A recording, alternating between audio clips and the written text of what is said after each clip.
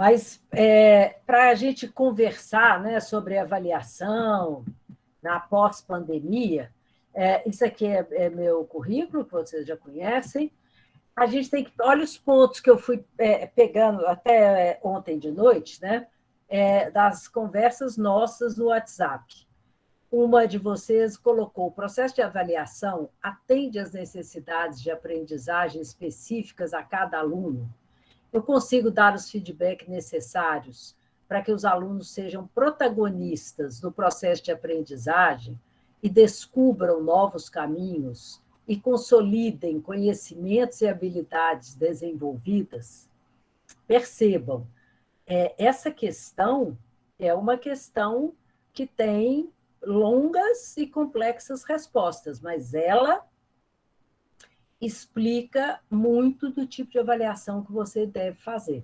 Quando você pergunta assim, a partir do momento que eu tenho avaliação do Joãozinho, né, ou da Thelma, eu consigo olhar para ele e falar: olha, eu vou te falar aqui onde é que você está mais fraco, qual o seu grande desafio, como que eu posso te ajudar, né? Qual a leitura que eu vou te recomendar. E aí você tem o retorno, o retorno da avaliação que você fez processual, ela não pode ser pontual, né? E aí por isso que é tão importante ter como que chama quando você tem um caderno? Nossa, varreu da minha cabeça aqui. Portfólio. Quando você tem um portfólio que te diz, né, o que é que você. Um portfólio assim, como é que ele estava no primeiro dia, como ele está no último, né, e você consegue perceber os avanços, mesmo que não sejam iguais ao do melhor aluno, né, isso é muito importante para que você possa pensar: o que eu posso fazer, né, para que ele aprenda? E a outra questão, o Marinho estava falando da reprovação por 2 décimos. Eu penso isso muito. Eu passei por muitas situações dessa como estudante em física, química e matemática. E eu, mais velha, ficava pensando: o que significa 2 décimos de química do ano inteiro? Será que o que eu não aprendi vai impactar a minha trajetória? Será que eu, como uma pessoa de humanas, vou ter um pior desempenho por causa de 2 décimos de química? Então, pensar isso tudo, né, através da avaliação, descobrir esses novos caminhos para consolidar esses conhecimentos. Então, essa pergunta ela é super pertinente. E a outra questão que nesses 2 quadros azuis, né, tem questões de vocês. Por que avaliar? Então, as questões que vocês colocaram: como está meu olhar e minha postura na avaliação? É excludente ou inclusiva? Quem avalia, feito eu avaliei lá nos anos 70, 80, 90, olha que vergonha, né? Em 90 que eu comecei a mudar, é uma postura de exclusão. Nós não estamos incluindo ninguém. Com relação à avaliação no pós-pandemia, como podemos fazer para que não hajam exclusões, mas sem que se perca o enfoque técnico do processo? Eu entendi essa pergunta da seguinte maneira: vamos supor que um estudante chegue de volta à escola, porque ele entrou na pandemia no primeiro, agora ele está no segundo ano que vem ele vai para o terceiro, e ele está 0 em alfabetização. Que eu tenho que fazer para garantir que ele se alfabetize, mas para não excluir? E aí a gente tem que saber assim, mas por que a gente avalia? Né? Por que avaliar? Primeiro, qual a nossa intenção pedagógica ao avaliar? Eu faço muito essa pergunta quando a gente está desenhando projetos. Vamos fazer um projeto de leitura para o Adera no Maranhão? Gente, o que a gente quer com esse projeto? A primeira questão é essa. A minha intenção qual que é? Porque senão a gente se perde. Vamos fazer uma pesquisa sobre escolarização de pais e mães. Aí começa a colocar coisa, perdeu. Quando eu avalio os meus estudantes, os estudantes dessa turma, qual a minha intenção? Eu quero saber se eles compreenderam o conceito de colônia de exploração, de colônia de desenvolvimento, e como que a escravidão entra nisso. Então, todas as perguntas e avaliações, eu tenho que me guiar para saber se eles aprenderam isto. Ele não decorou o nome de todas as capitanias hereditárias do Brasil. É importante. Se ele colocar no Google capitanias hereditárias no Brasil, colônia, elas vão aparecer todas. Então, a intenção pedagógica, né, ao avaliar, ela vai guiar nosso trabalho, ela vai guiar nosso projeto. A avaliação deve gerar o conhecimento ou a avaliação ela avalia o conhecimento? Ninguém aprende porque fez prova. Não é verdade? Esse é outro desafio. A avaliação ela vai possibilitar que eu avalie o conhecimento, mas a criança, ou o adolescente, ou o jovem, ou o adulto, ele não aprende porque ele fez prova. Até porque o conhecimento da prova clássica, ele é muito efêmero, ele é muito passageiro. Depois que eu avaliar, né, os resultados serão analisados, debatidos e refletidos pelo grupo de profissionais da escola, e estes resultados terão impacto nas nossas práticas pedagógicas. Se a gente não responder isso, a gente não sabe por que a gente está avaliando. Não é, Pilar, mas é claro, eu avalio para saber se Joãozinho, Thelma, Enzo aprenderam. Aprenderam o quê? Aprenderam tudo? As 200 páginas do livro didático? Era isso que ele tinha que aprender? Então, pensa muito assim, eu avalio só para reprovar e aprovar? Só para ter uma nota para explicar para a família? Uma nota 5,8 é diferente em quanto de aprendizagem de uma nota 6,2. O estudante que tirou 5,8 vai repetir o ano. Quem tirou 6,2 passou. Aqueles 0,4 dizem o quê para a família, para o estudante e para mim? Se eu receber este estudante reprovado ano que vem, eu sei o que ele não aprendeu para eu fazer um trabalho individualizado? Não sei. Então, é preciso que a gente tenha claro por que eu estou avaliando e qual a minha intenção. E essa intenção, ela não é respondida na hora que eu vou fazer a prova. Essa intenção, ela é respondida quando eu faço o planejamento, quando a gente faz o projeto pedagógico a cada mês, a cada bimestre. E se principalmente todos esses resultados não mudarem as nossas práticas, não é mudar radicalmente, me faz refletir. Mas por que eles não entenderam o conceito de colônia de exploração? Como é que eu posso trabalhar isso melhor? Então, em vez de tocar o bonde da matéria, como se não tivesse acontecido nada, eu volto naqueles conceitos que, a partir da avaliação, eu entendi que eles não dominam. Tem alguma dúvida, gente? Alguém quer perguntar algo? Posso seguir? Olha que silêncio perturbador. Vou seguir, tá? Pode seguir, tá maravilhoso. O silêncio é porque tá todo mundo muito concentrado. Que bom, achei que estava todo mundo dormindo, então tá bom. Sigamos. Esse silêncio é terrível nessas apresentações. Quem nunca, né? Não, e eu também não estou vendo o rosto de ninguém, porque eu estou só com a apresentação aberta aqui. Aí eu vou ficando naquela aflição. Uma das palestras que eu dei nesse período, caiu a minha internet, eu continuei falando, sei lá, uns 10, 15 minutos, até que alguém me avisou no WhatsApp, professora, a senhora caiu. Aí eu fui olhar quando tinha 10 minutos, que eu falei para o nada. o vazio. Mas estão seguindo aqui. Mas, olha, em sala de aula, não é assim também?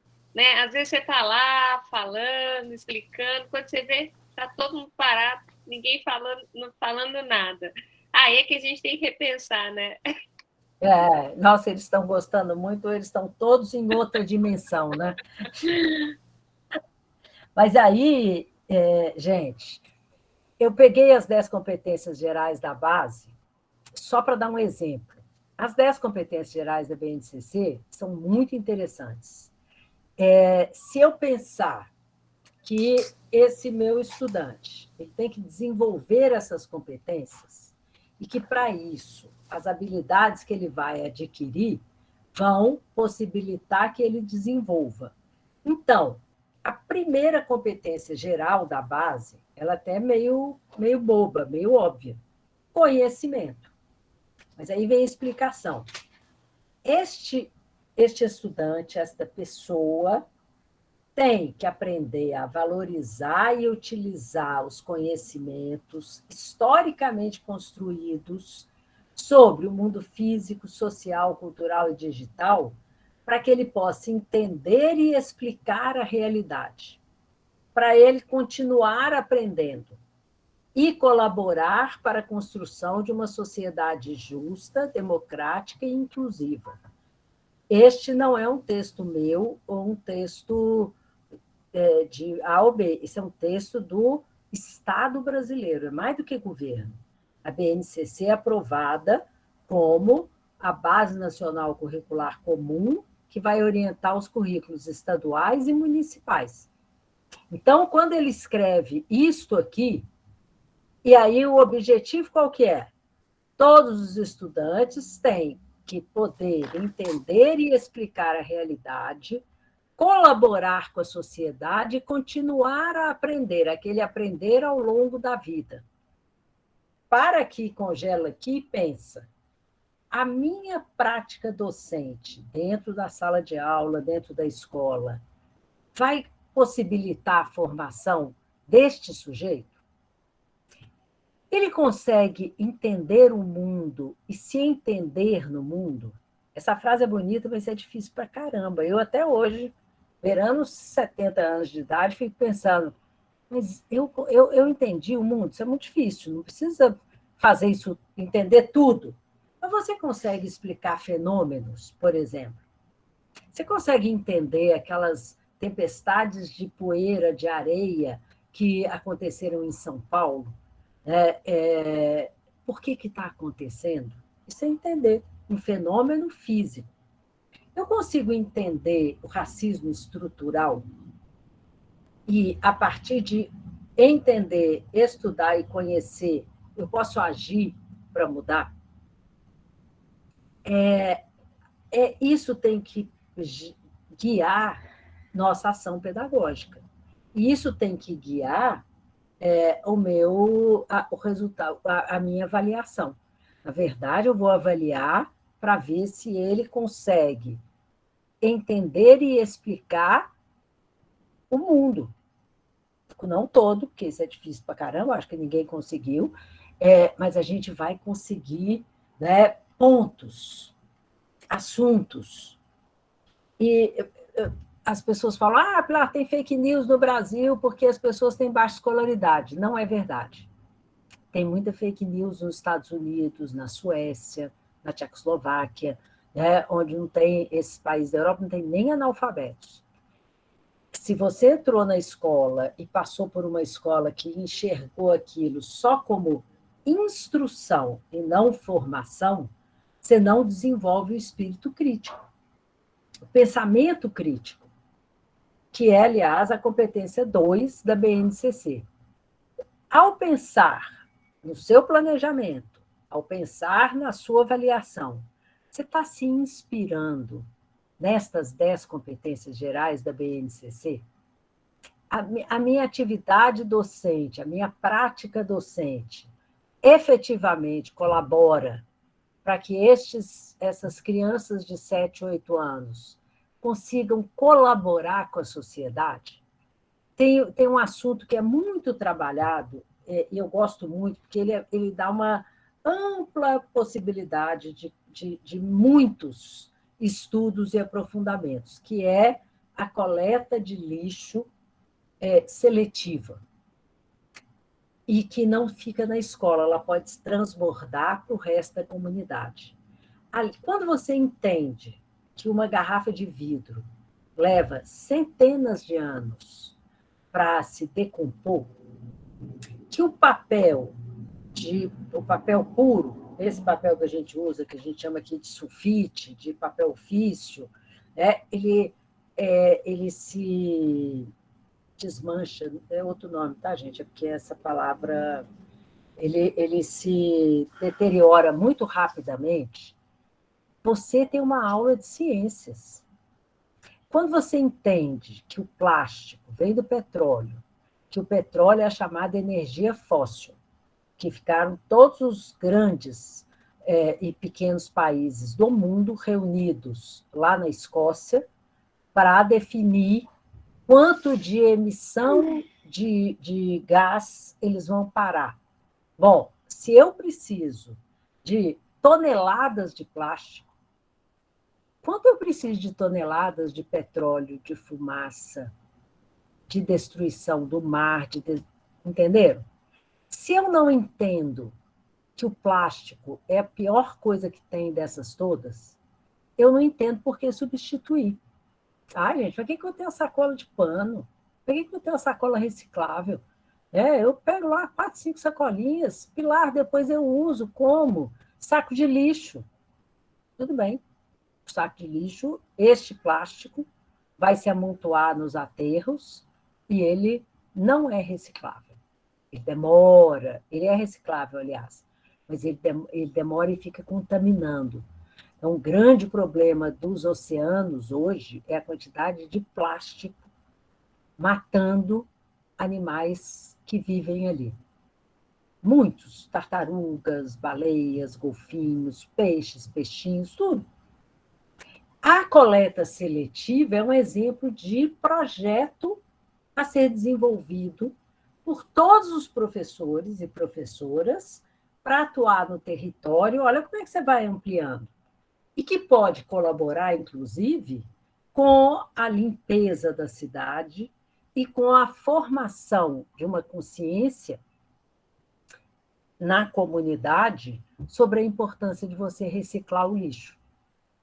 Pode parecer bobagem, mas não é. Principalmente cidades pequenas, vocês sabem, quem trabalha na gestão, como é caro um aterro sanitário, como é caro recolher o lixo, que você pode criar renda ao criar os catadores, mas ter um lugar digno para eles trabalharem, para eles reciclarem, dividirem plástico, papel, papelão, tarará, venderem aquilo.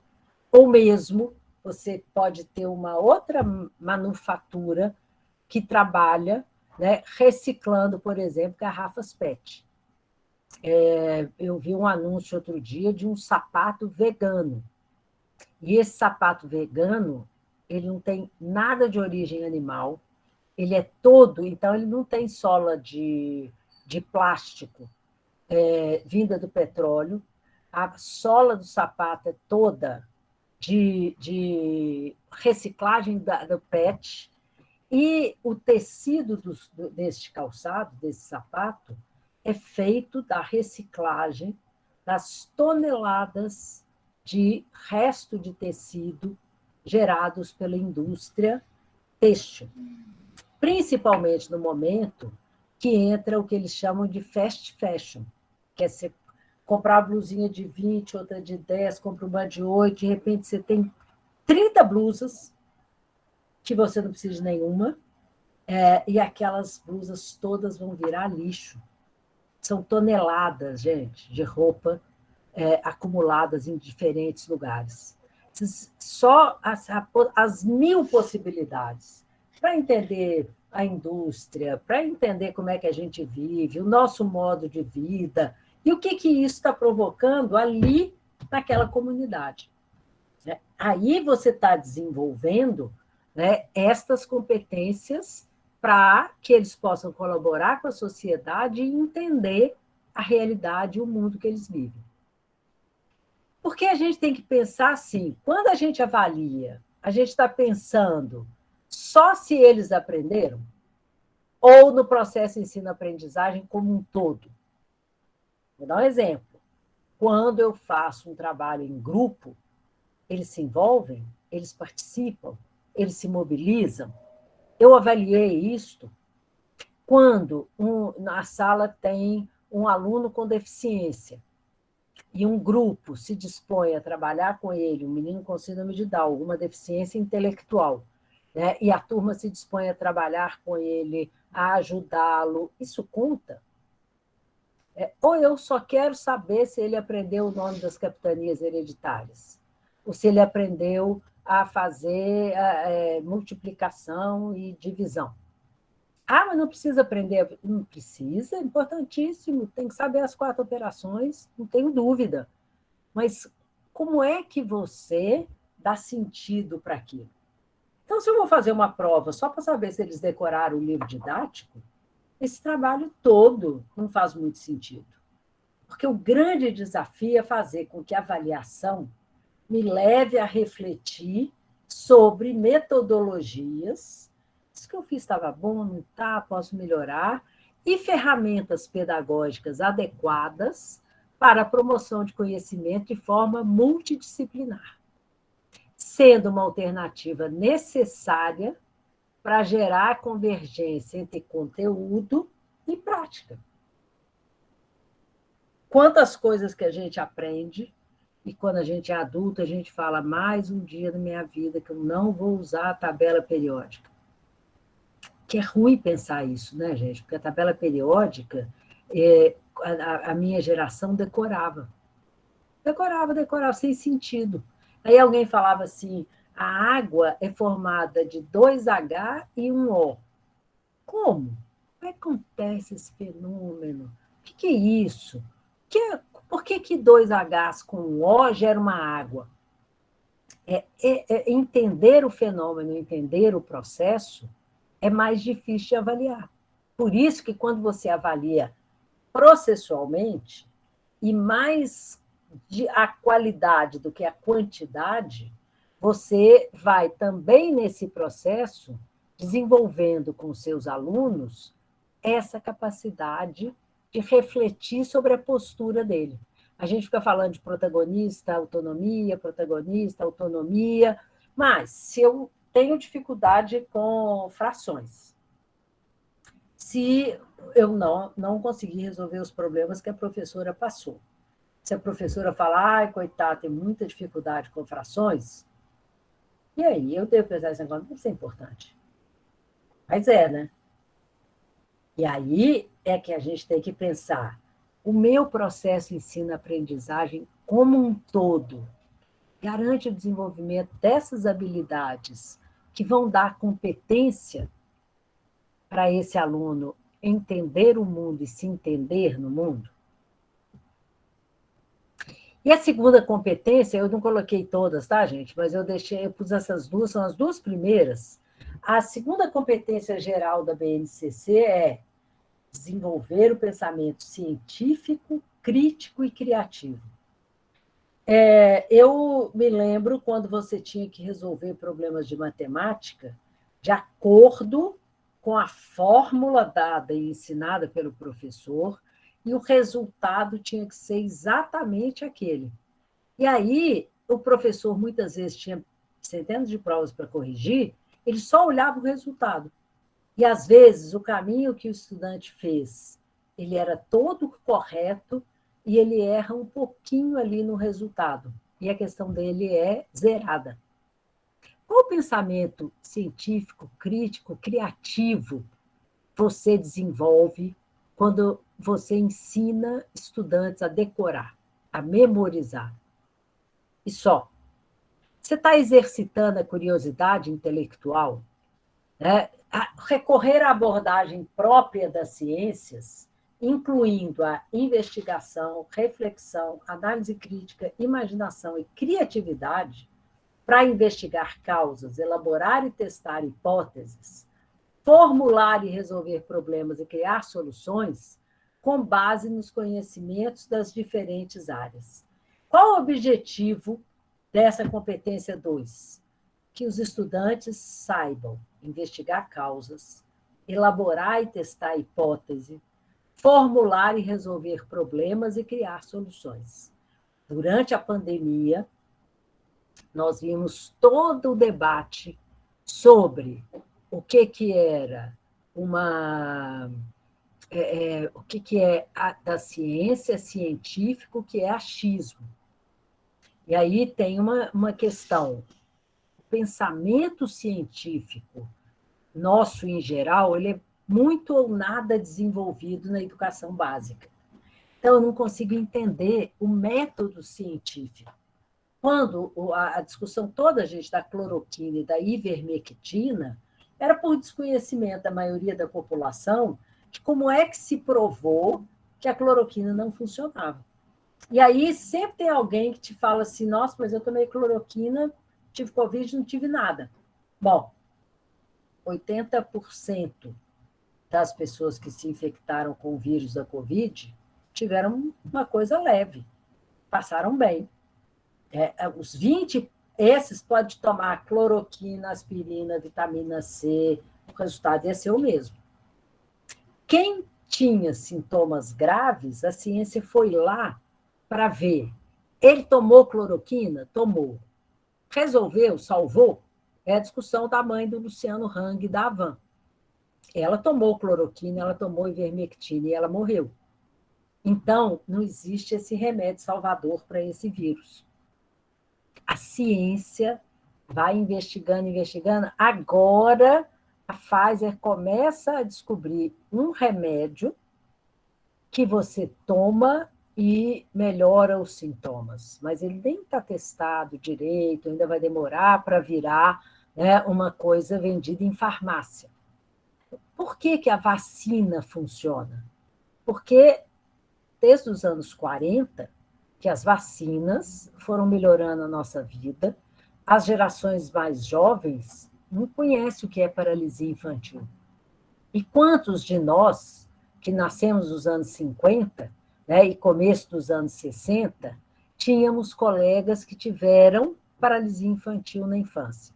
Não andavam de botas, andavam de muletas. Por que a paralisia infantil praticamente desapareceu?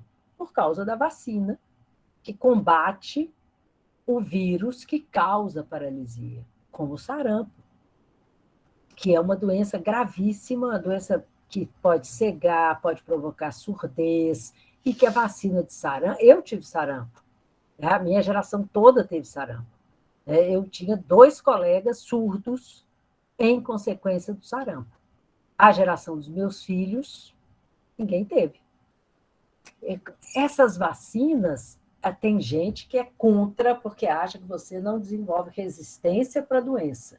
Tem uma linha de medicina homeopática, antroposófica, que defende que você vacine o mínimo possível. Mas como a gente não entende pensamento científico, a gente não consegue entender por que vacinar ou não tem tanto impacto. Porque quando você olha hoje a Holanda, que está fechando novamente, porque você tem uma parte importante do mundo adulto lá que não se vacinou. E aí eles estão começando a fechar de novo, né? E a Áustria, que é um país com um governo muito conservador, parecido com o do Brasil, a Áustria agora vai confinar só quem não vacinou. Só pode sair de casa para comprar comida ou para se vacinar. Eu gostei desse ou.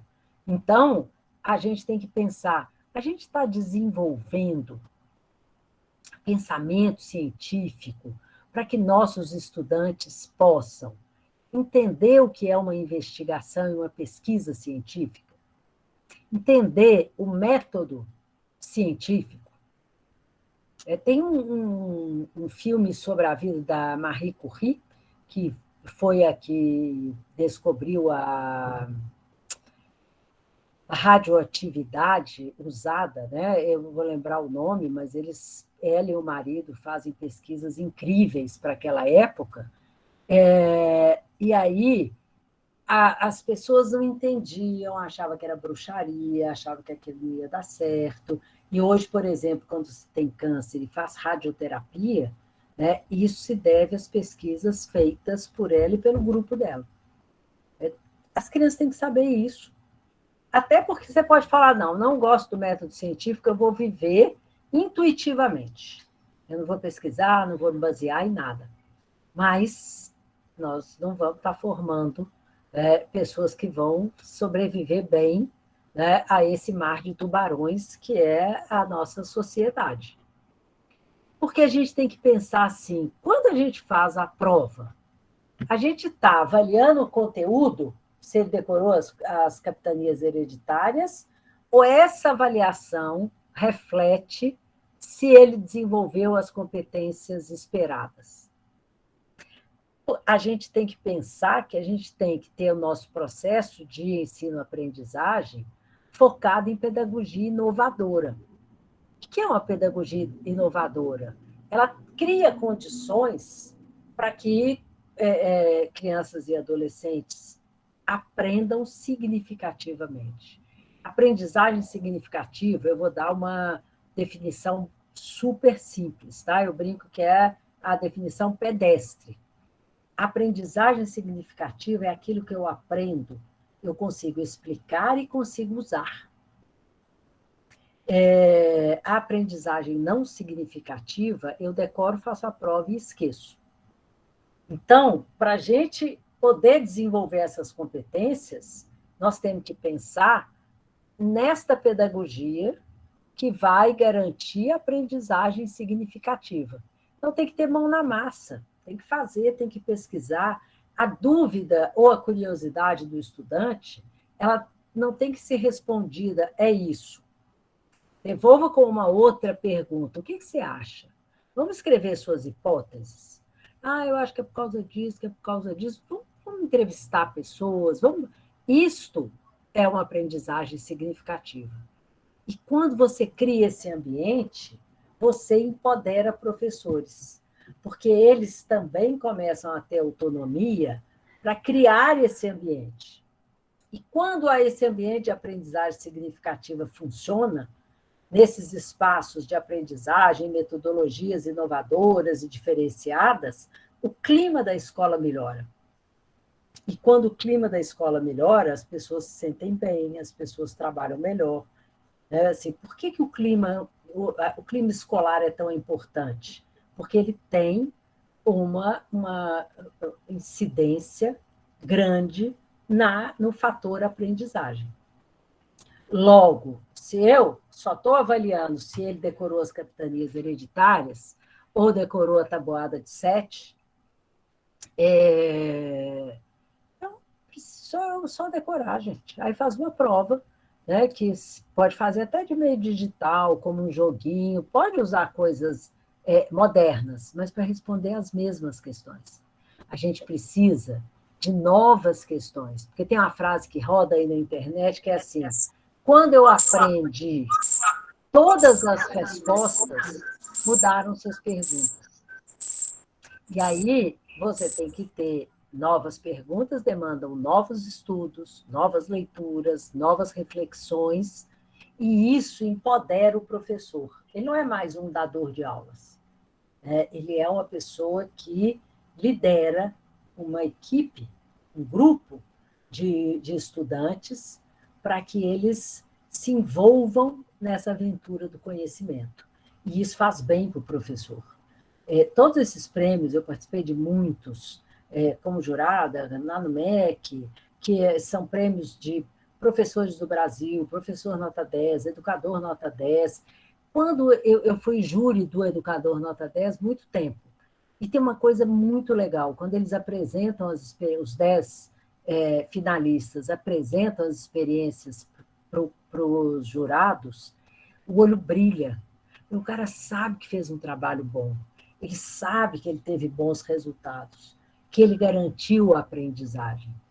Então, pessoal, é muito importante pensassem: o meu objetivo é fazer uma prova, ou a consequência desse processo será a aprendizagem, que não vai ser igual para todo mundo, que vai ser muito diferente, mas que é uma aprendizagem significativa. Ele leva isso para o resto da vida, como andar de bicicleta.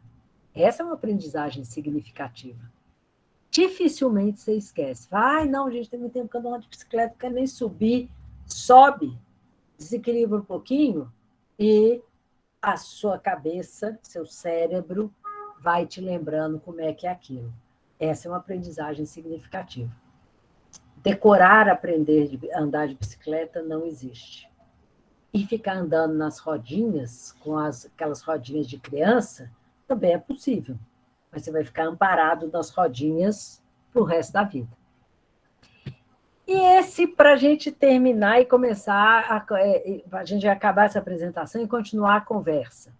Esse processo de avaliação que cada uma de vocês faz na escola, está garantindo a formação de cidadãos e cidadãs do século XXI, desse mundo que eles chamam de VUCA, que é um mundo volátil, que muda toda hora, que é um mundo complexo, e que eu não lembro nem do Einstein, o grande Miguel Thompson, meu grande amigo, que morreu ano passado, morreu esse ano. O mundo VUCA é esse mundo que o filósofo Bauman chama de líquido.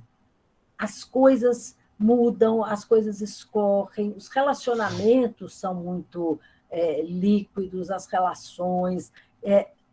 Não é para as crianças só acharem que é legal e viver desse jeito, mas elas têm que entender, né? O mundo pós-internet, antes da internet, é outro. E os nossos alunos e alunas são todos pós-internet.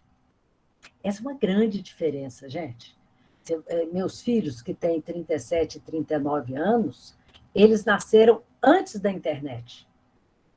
E apesar deles navegarem super bem, como grande parte dos jovens nesse mundo, né, eles sabem a diferença de quem nasceu no ano 2000, 2001, né, e principalmente quem nasceu depois do smartphone.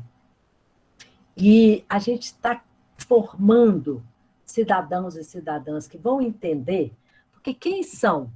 Esses sujeitos do século XXI? Eles têm que ter autonomia, eles não podem ficar pendurados, né, no braço do professor, no braço do pai, no braço da mãe. Eles têm que ter coragem para ir lá e fazer, para ir lá e descobrir, para trazer as respostas e não só as perguntas. Ele tem que ser curioso. Curioso significa, você escuta alguma coisa assim na televisão e fala, uai, o que é isso? Por quê? O que foi? Aí essa criança leva a dúvida para a escola. E muitas vezes, quando ele coloca a dúvida para a professora, ela fala, não vou poder te responder isso não, porque a aula hoje é sobre outra coisa. Curiosidade é uma ferramenta fundamental, é uma qualidade. Confiança. Eu tenho que ter autoestima. Eu tenho que saber que eu sou capaz. O Unicef uma vez fez uma pesquisa para o Ministério, nas 21 escolas brasileiras que tinham grandes resultados em condições de muita vulnerabilidade. E uma delas era a Casa Meio Norte, na periferia de Teresina. E as pesquisadoras, quando chegaram, e eu tenho uma foto aqui atrás, que foi tirada no pátio dessa escola, como são os seus alunos? Era no meio de um lixão, que agora, hoje o bairro está mais urbanizado, mas eram condições de extrema pobreza. Né? E elas falavam, nossa, nossos alunos são lindos, são inteligentes, eles são maravilhosos. Elas vestiam guarda-pó branco e todos eram recebidos com abraços calorosos, se reuniam todos no pátio, cantavam, davam as boas-vindas e depois eles iam para as salas. E como era uma escola que se destacava pela leitura, eles faziam momentos da leitura que a escola inteira, merendeira, porteiro, pessoal de secretaria, todo mundo parava para ler meia hora. Aí tinha cestas com livros, com revistas, e o ministro Fernando Haddad foi lá visitar e falou com a diretora, diretora, que bom, que a gente está mandando muito livro de literatura para a biblioteca. Ela falou, ministro, me desculpe, muito não, que os meninos leem 25, 30 livros por ano, e aí já leram tudo que está na biblioteca, pode mandar mais. Essas pessoas, esse projeto pedagógico da Casa Meio Norte, além de garantir aprendizagem, que era um dos maiores IDEBs do Brasil, continua sendo, ela garante a formação de pessoas que têm confiança, que têm gosto de aprender, que são pesquisadoras.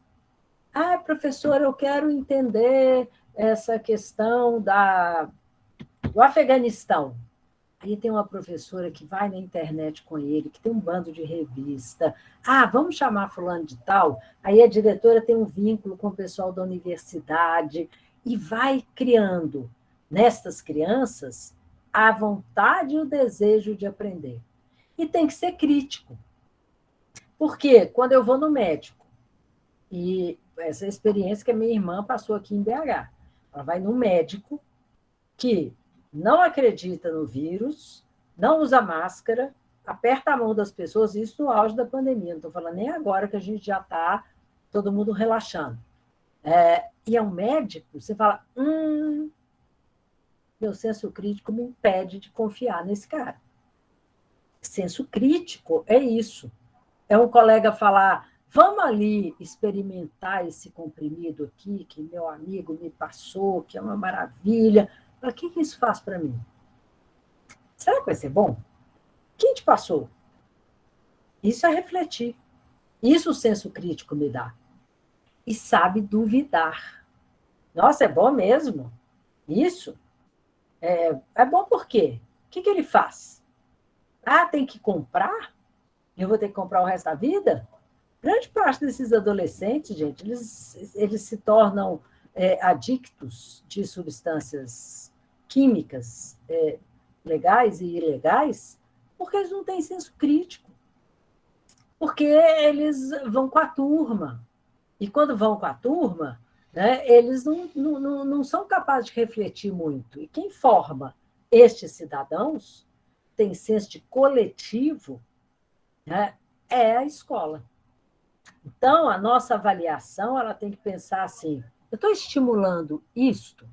Eu estou estimulando essas habilidades, essas características, ou eu estou fazendo com que eles apenas sejam instruídos sobre matemática, português, história, decorem e tirem nota boa na prova. Mas não consigo me explicar nada de nada. E aí você guia a sua avaliação por isso. A avaliação vai avaliar se ele é um pesquisador, ou se ele acredita em qualquer coisa. Às vezes, no Facebook, né, rola aquelas respostas engraçadíssimas que as crianças dão, né, e eu acho que são todas geniais, porque é um sinal de criatividade, de senso crítico, de disponibilidade para estar ali escrevendo diferente. Antes de eu pegar a caneta vermelha e zerar, né, pode ter um gênio ali atrás.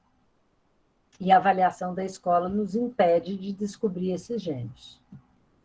Essa dica de leitura foi dada por uma das participantes do nosso grupo de WhatsApp, que é um link da nova escola, que é como avaliar os alunos neste 2021 tão atípico. Está lá esse link, eu acho que vale a pena. Eu deixo sempre os meus contatos aqui para a gente seguir conversando, tá, gente? E voltamos aqui para a nossa conversa. Posso parar a apresentação? Não posso? A Ludivânia continua com a mão levantada. Pode sim, professora. E a Tamara tem essa apresentação, tá, gente? E vai disponibilizar para todos vocês, para vocês terem acesso a ela. Tenho, sim. E até vou registrar, professora, que a gente tem nesses diálogos gravado esses momentos, porque a gente entende que muita gente não consegue participar. Então, amanhã a gente já disponibiliza esse diálogo no YouTube da rede de colaboração. E aí todo mundo pode se sentir à vontade para compartilhar esse diálogo com seus pares. Eu acho que muita gente sai, né, de um momento como esse com muita coisa para pensar. Eu adorei o exemplo do andar de bicicleta. E eu sou prova viva que há poucos dias tentei andar, morri de medo, travei, falei, não sei mais, esqueci, fiquei ali, né, com aquela ansiedade, mas não é que a gente sobe e a gente, com muito esforço, né, desequilibra, mas a gente aprende. E aí vale muito esse exemplo para essa ideia dessa abordagem, dessa pedagogia significativa. Eu achei fantástico, mas vou deixar vocês, mas queria registrar que esse diálogo fica à disposição junto com a apresentação para depois vocês compartilharem também com quem vocês desejarem. E aí, quem quer falar, gente?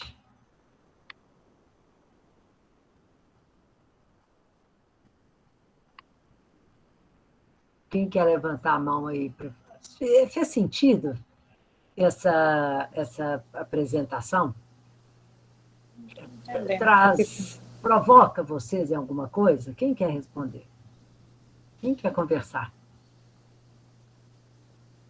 Eu estou vendo aqui a Gessi, Joelma, Almervanda, Marinho, Neuri Alencar, e tem mais 109 pessoas aqui.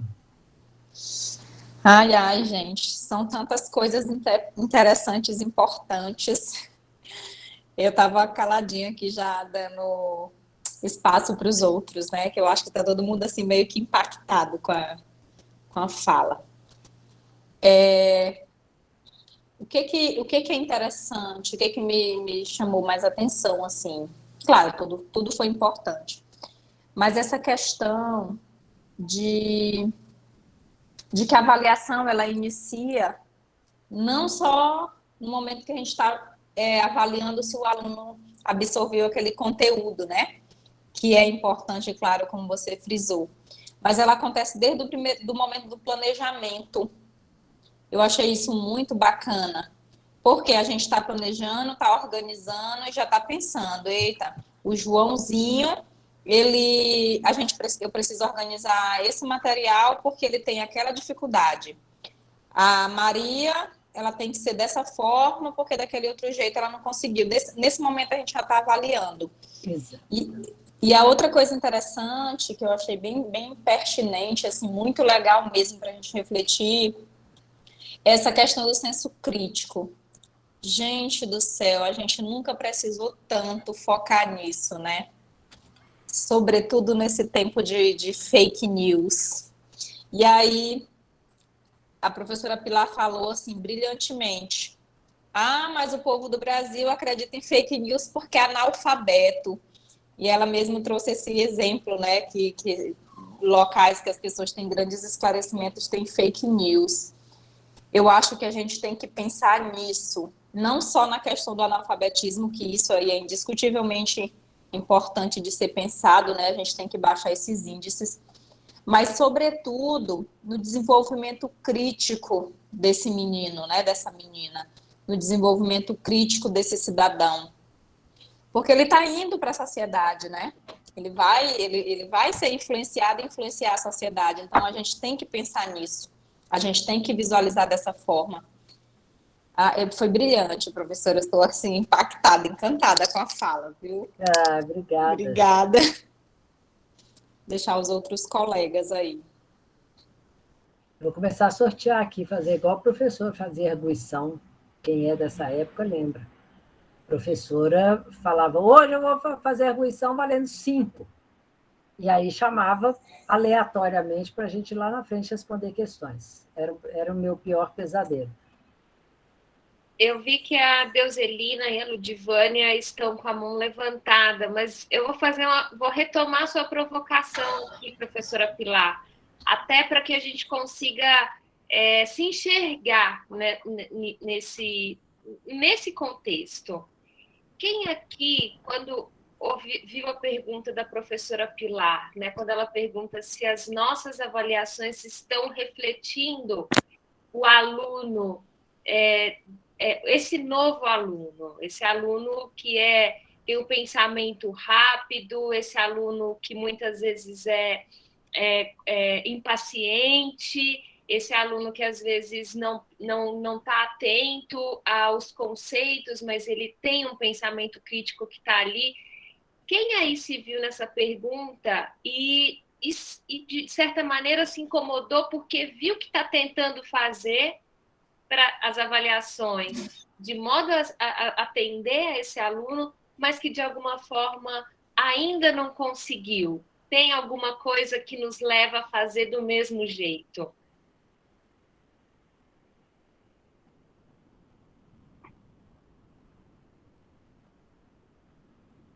Ninguém? Eu acho que está todo mundo conectado, hein? Oi, boa tarde. Boa tarde. Fale, Deuselina. Minha voz já está sem minha roupa, porque eu estou um pouco gripada.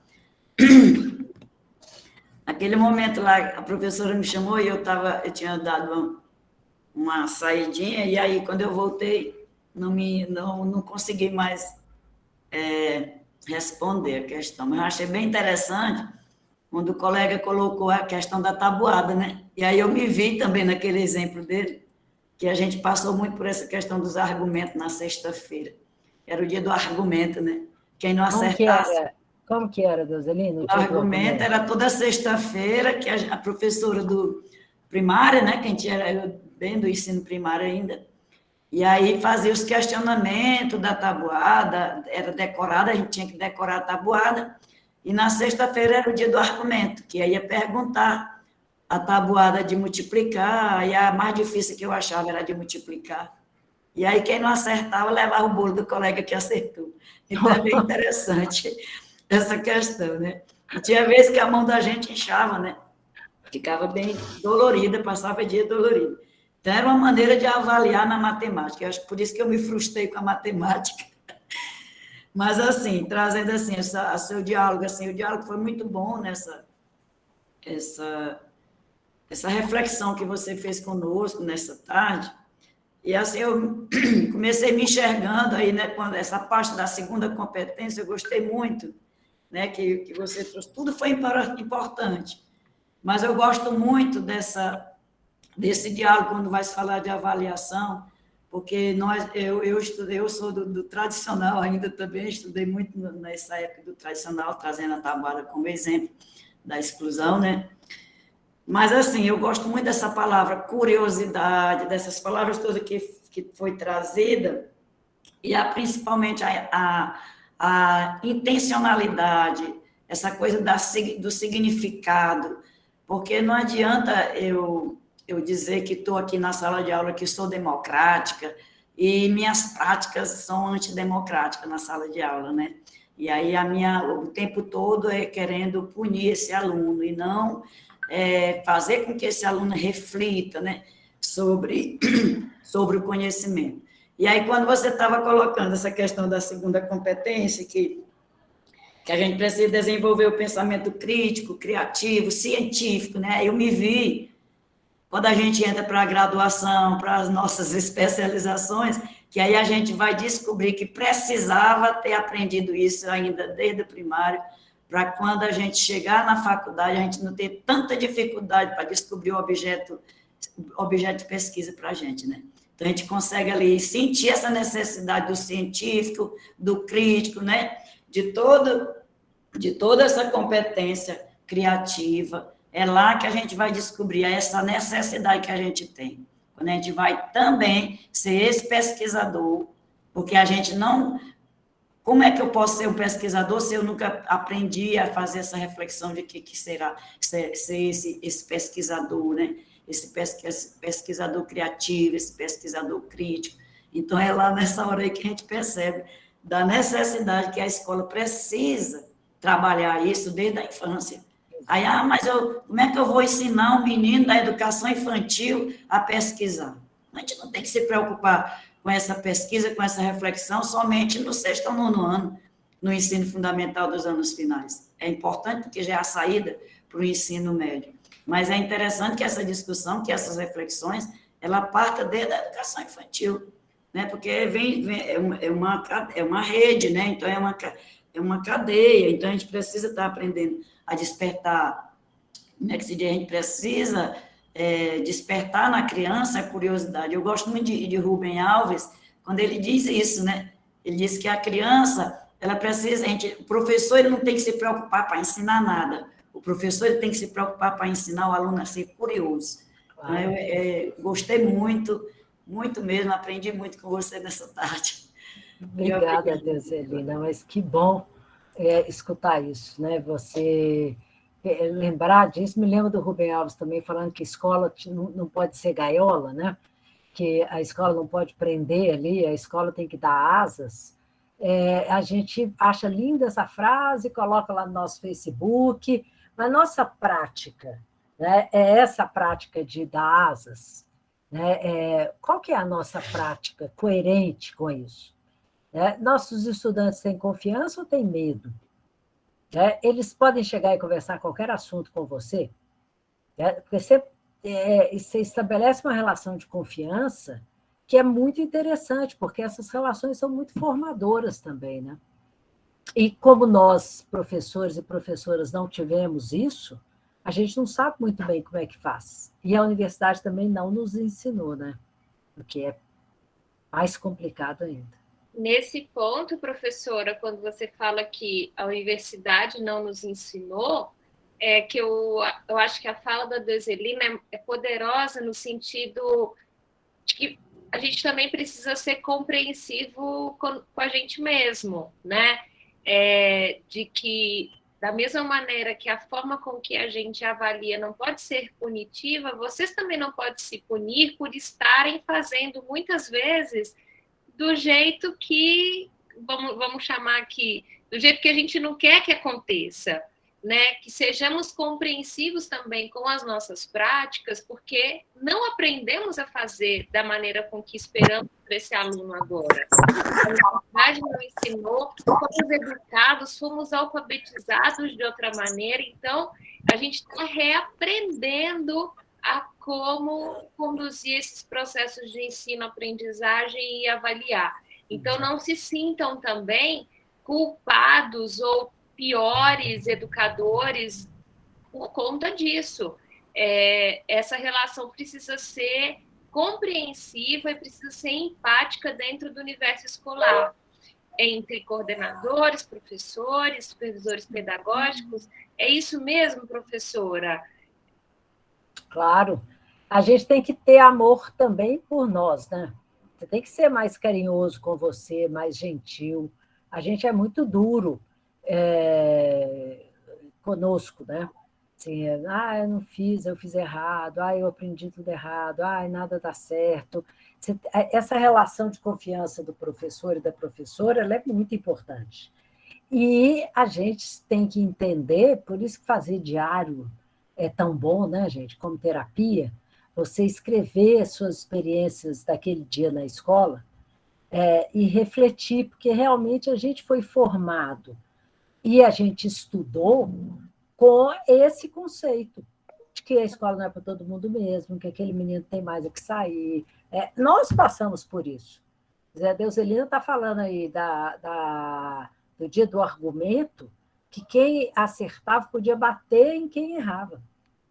É assim que a gente... E como a gente concluiu o curso, fez universidade, a gente acaba achando assim, deu certo. Não, não é que tenha dado errado, mas será que podia ser diferente? E aí é aquela coisa de se descobrir, de não ter medo de tentar. Tem muito professor que tem medo. Fala, não, vai dar uma confusão, não, já foi tentado, deu errado. Gente, sai do lugar. Sair do lugar é só empurrãozinho. Né? A lei da gravidade faz o resto. né? Vai te empurrando. Mas tem que ter coragem. Cléris, você está aqui. Boa tarde. Oi. Satisfação. Em tudo que a senhora nos proporcionou essa tarde, eu tenho uma experiência. Eu apresentei um projeto para, então, secretária de Educação na época, professora Eliane, de Itinga do Maranhão, onde eu fui trabalhar com o Conselho Quantiquali. A senhora conhece, né? Uhum. E o que acontece? Os professores não tinham esse conhecimento, porque até então o trabalho sempre é o conselho quantitativo. E não é fácil você trabalhar fazendo a relação entre o quantitativo e o qualitativo, porque os professores não têm o hábito, nem o costume, nem a cultura de relatar. E isso é que faz com que a gente tenha melhores resultados se for colocado em prática. É fácil? Não, é muito difícil, principalmente para a parte pedagógica, para o supervisor, para o coordenador. E eu fiz esse projeto, apresentei para a secretária de Educação na época, e ela me permitiu ir a esse desafio. Então, a avaliação, ela começa desde o momento que você entra na escola, conhece os indicadores da escola, e você apresenta no projeto político-pedagógico. Quando você faz com que a comunidade escolar coloque o seu olhar voltado para os indicadores da escola, aonde a escola está em sentido de índice de aprovação, de desenvolvimento, de competência, e define a tua meta de onde você quer chegar, já começa o processo avaliativo. Porque a avaliação, ela não é só do conhecimento do aluno, mas de toda a interatividade da comunidade escolar para alcançar aquele resultado dentro da sua sociedade, né, dentro da sua comunidade. Então, o alto índice de reprovação na escola, quando eu cheguei, né, o meu desafio foi aceitar o 6º ao 9º ano, porque até então eu só trabalhava até o 5º ano, né, e não foi fácil, por quê? Porque o professor, ele tem essa cultura de que o bom professor é o que reprova, principalmente nas ciências exatas. O professor de matemática, ele tem uma grande resistência a usar o conceito qualitativo na questão da avaliação do aluno, porque ele quer sempre quantificar numericamente. E não foi fácil, porque eu tive que trabalhar a BNCC, todas as competências, levar para os professores. Humberto, eu acho que seu som está aberto. E aí dá eco aqui na fala da Cléia. Obrigada, Humberto. O primeiro momento mais difícil foi conscientizar os professores que não é o supervisor, o coordenador, que leva o projeto para a escola. Mas o projeto, primeiro, ele é formado pela comunidade, e o projeto curricular, de conteúdo, de criatividade, é o professor que tem que apresentar para a coordenação. Então, eu lancei o desafio do melhor professor do ano na época, em que os professores teriam que me apresentar os projetos que eles iam desenvolver com os alunos dentro das suas disciplinas, e no final do ano eu ia dar uma premiação. Então, já foi uma forma de motivar. Alguns não apresentaram, mas muitos apresentaram. Foi onde nasceu a TV RPC, que foi uma TV que ganhou a premiação, foi o professor José Wilson, e ele criou a TV da escola, que até hoje ainda existe. Ele mudou de escola, levou a TV com ele. O projeto era de iniciativa dele, então foi magnífico. Alunos repórteres surgiram, teve também a questão da rádio na escola, que teve outro professor que apresentou, foi uma professora, também sobre a feira fisiológica, nem lembro mais, dentro da área de ensino, cada professor apresentou, né, de literatura, que é a professora Tanilde, de português. Já tinha um projeto, que era do IFMA, para levar os meninos para fazerem essa prova, então a escola já era referência, e com o trabalho que a gente fez, tornou-se ainda favorável, muito mais favorável, porque nós trabalhamos as competências, nós trabalhamos as habilidades, nós tivemos dentro desses 4 anos a Feira de Ciências com o tema, as BNCC, Nós fizemos a formação com os pais entenderem como era a BNCC, o que eram essas competências, como é que seus filhos iam desenvolver as habilidades, porque se os pais entendem, eles passam a ajudar no processo.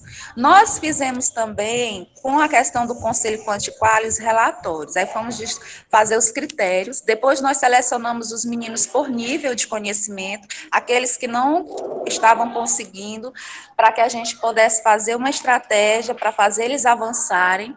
E no final dos 4 anos, nós reduzimos bastante o índice de reprovação deles. Foi fácil? Não foi. Mas para fazer os relatórios, eu como técnica, eu tive que ir adaptando os professores e ensinando eles a fazerem um relatório coletivo para depois conseguir alcançar o relatório deles individual. Foi um trabalho árduo, não foi fácil. Algumas mentalidades são difíceis de mudar, porque quando você faz isso, você obriga o professor a fazer a sua própria autoavaliação. Porque quando ele relata sobre o aluno, ele também relata a sua prática. E isso faz com que ele entenda que ele estava avaliando de maneira errada o aluno, e agora ele passa a avaliar o aluno pela visão da sua autoavaliação. Porque para ele definir por que o aluno aprendeu ou não, ele também tem que caracterizar o que ele ensinou, o que ele deixou de ensinar. E isso tudo por escrito. Então, não é fácil. Para que a avaliação realmente se transforme a nível municipal, nível estado, a gente tem que ir para o Conselho Quantiquali, o professor tem que aprender a relatar o que ele faz de prática na sala de aula, ele tem que fazer os registros dele individuais sobre cada aluno, ele tem que aprender a trabalhar com o PDI, que é o Plano de Desenvolvimento Individual do Aluno, e ele também tem que passar essa informação para os pais. Qual era a minha parte? Eu pegava os relatórios no final dos conselhos. Olha, cheguei a fazer conselho com mais de uma semana. A Secretaria de Educação ficou aos léus nesse tempo comigo, porque era um projeto, a secretária aceitou. Então, como ela tinha dado a palavra, ela não quis voltar atrás, ela me deu uma semana de conselho de classe.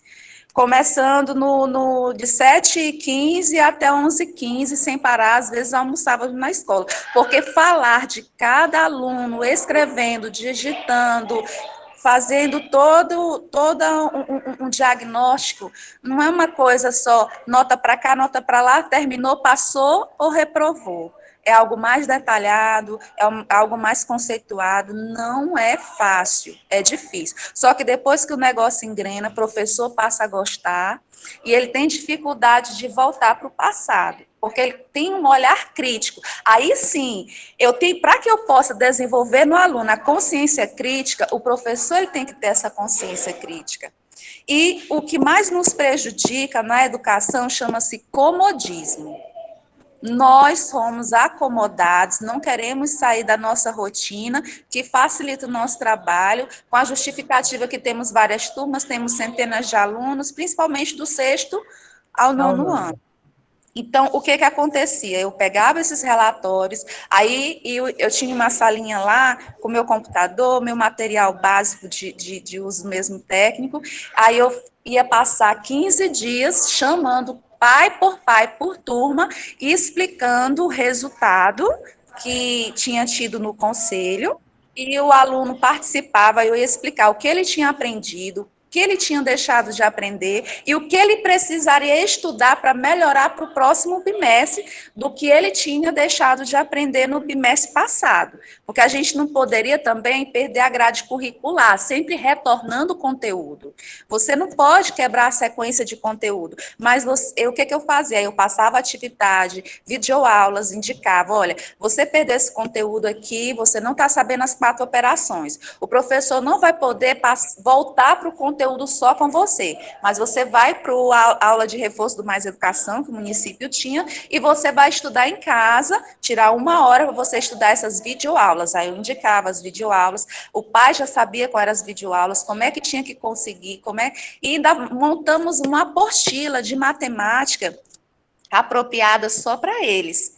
Nós não conseguimos fazer a de português, porque teve problema técnico lá da impressora que quebrou, e não conseguimos avançar, mas fizemos uma apostila. Tudo isso dentro do projeto de 4 anos. Então, várias coisas. Trabalhamos também a questão do projeto de vida com os alunos do 9º ano. Iríamos iniciar a questão do portfólio, mas eu me ausentei porque eu entrei na política e deu uma quebra no projeto. Só que o que acontece com tudo isso, professora, que eu vou lhe dizer? Dá resultados.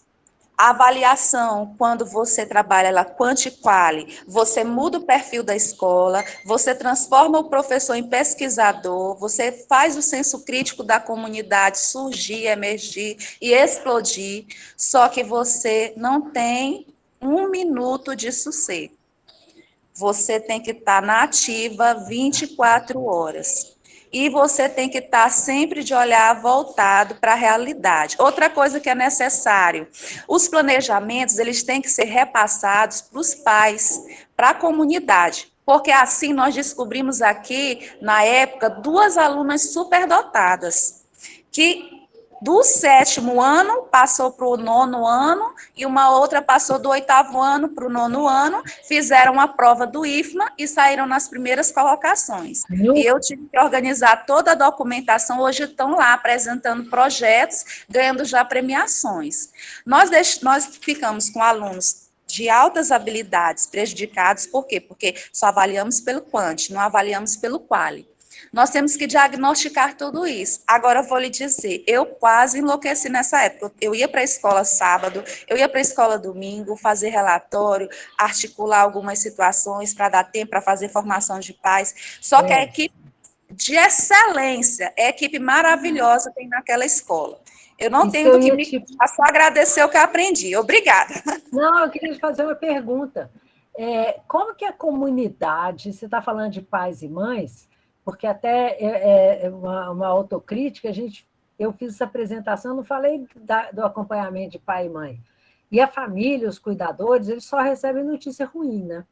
Uhum. Assim, como fazer com que a família de cada estudante se envolva? Quem tem experiências nesse sentido, da família que acompanha desde fevereiro e não fica só recebendo uma má notícia em dezembro? Né? Como é que se envolve a comunidade? Seja resultado do conselho, seja um conselho com a participação de pais e mães. Vocês têm alguma experiência nesse sentido? A pergunta para mim ou direcionada aos outros? É para você, mas também quem quiser responder vai ser uma alegria. Certo. Você pode responder primeiro. Dentro do nosso projeto, o que a gente fez primeiro foi a chamada para eles participarem do PPP. Na época, nós convidamos 2 mães. Essas mães, elas ficaram responsáveis para passar informações para as outras mães. Depois, quando nós tivemos o primeiro conselho, aí eu comecei a fazer a chamada deles individual por turma. Por isso que eu passei 15 dias chamando cada pai, né, por turma e informando. A partir do momento que eu passei a informar, eles passaram a cobrar também. Porque existe essa relação de ida e volta. Então, como eles passaram a gostar de receber essas informações individuais, eles passaram a cobrar também. Então, muitas vezes, não precisava mais nem eu chamar.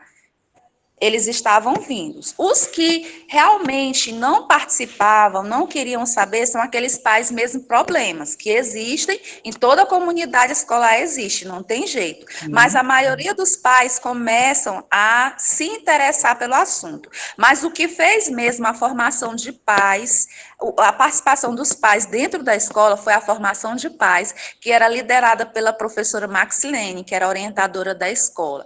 Desenvolveu um trabalho excelente, de primeira linha, e tinha jantar, aí nós dividíamos, zeladora participava como orientadora, pastor participava como orientador, membro da comunidade, pai de alunos, todos eu fazia a formação com eles, estudava os conteúdos com ele que nós iríamos trabalhar dentro da formação, né? E eles iam lá para a sala de aula como orientador e orientar os pais. Aí eram diversos temas. A Maxilene, ela trabalhava desde a questão da orientação sexual com os pais e também de como educar os filhos nos tempos atuais. Todos esses temas eram trabalhados. Ela fez um trabalho de excelência na época. E isso fez com que a comunidade se envolvesse com a gente. Muito que bem, obrigada, Cléris. Gente, mais alguma... Quem mais quer participar? A gente está chegando na hora de encerrar, né, Tamara? Professora, só assim, a gente está encerrando, né?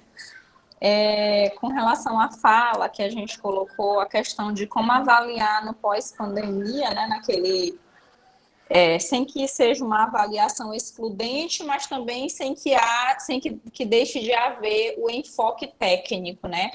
Qual é a preocupação nossa com relação a isso? Inclusive, foi objeto de discussão entre nós aqui do Arranjo.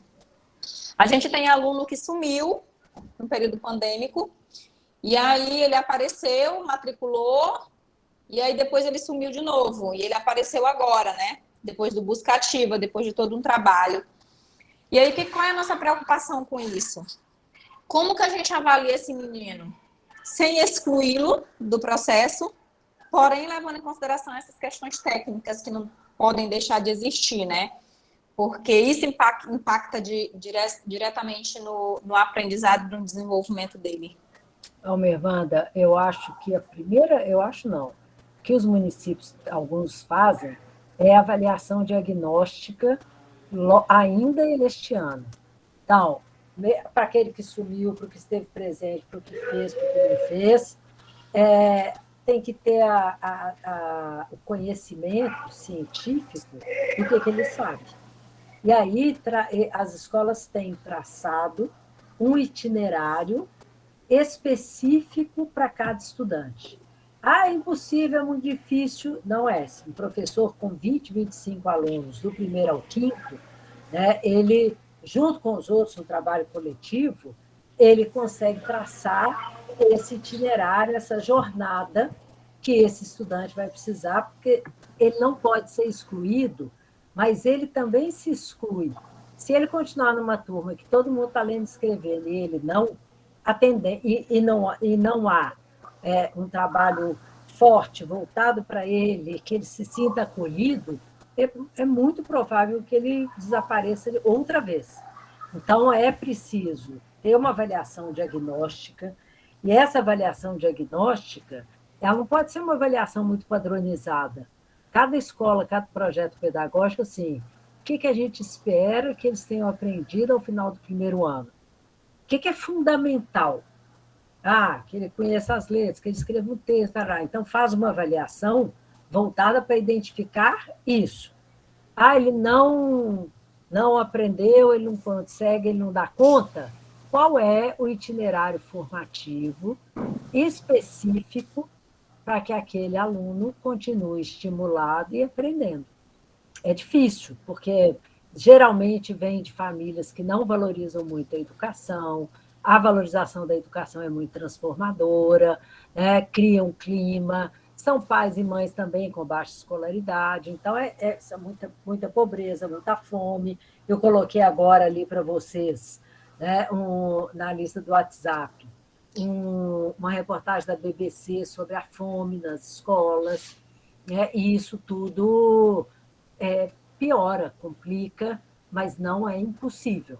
E eu estou falando que não é impossível, porque eu tenho acompanhado, pelo Centro de Referência em Educação Integral, muitas experiências importantes, transformadoras, que ali o Busco Ativa, né, que é aquela coisa que a gente tem conversado assim, tem que voltar, mas tem que ficar.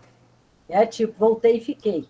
Então, a Busca Ativa só não vai resolver. Qual é o projeto pedagógico que inclui a avaliação diagnóstica para que ele fique? E ele vai ficar se ele estiver aprendendo e estimulado. Ótimo, professora, perfeito. Por que esse questionamento?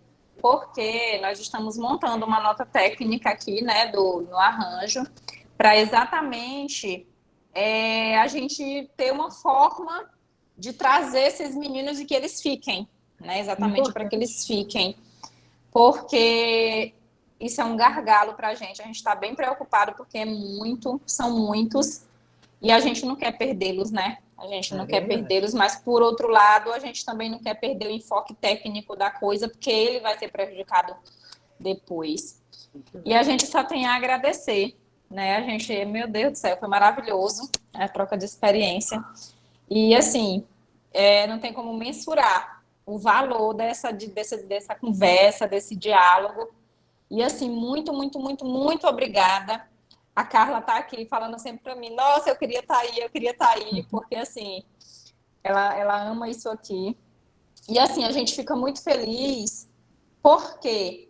Porque a gente não está falando somente para a Ceilândia, a gente não está falando especificamente para o Itinga, de onde a professora trouxe a experiência do projeto, mas nós estamos falando enquanto território, e isso é bacana, porque no território, o menino que é menino aqui da Ceilândia, aluno da Ceilândia, ele transita aqui dentro. Exato. Então, se a gente tem essa visão de território, se a gente conhece esse aluno, a gente passa a discutir esse aluno que tem uma realidade muito próxima entre os municípios.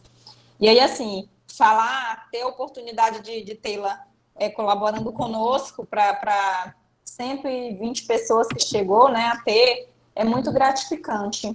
E, assim, a sua contribuição é imensurável. Eu só fiquei triste nisso tudo com essa notícia que você trouxe, eu acompanhei aqui, né, da fome nas escolas, é um absurdo, né, a gente nem tem o que comentar quanto a isso. Mas que a gente também tem que saber dessas informações, né? Infelizmente. Claro. Mas muito obrigada, gente. Nossa, Tamara, você é maravilhosa. A Tamara, na hora que a gente recorreu, Tamara, a gente precisa, Tamara, falar isso com o povo, aí a gente precisa. E aí ela já falou com a professora Pilar. A gente agradece demais, gente. Vocês são pessoas, assim, de luz na nossa vida, né? Que nos direcionam, que nos ajudam, assim. É sem palavras mesmo. Não tem como mensurar a gratidão que a gente tem por vocês terem se disponibilizado. Eu me sinto muito honrada de estar participando junto com vocês, viu? Porque eu respeito, todo o meu respeito a quem está na ponta, enfrentando esse imenso desafio que eu nunca enfrentei, que é essa escola pós-pandemia. E eu quero que vocês contem comigo de verdade.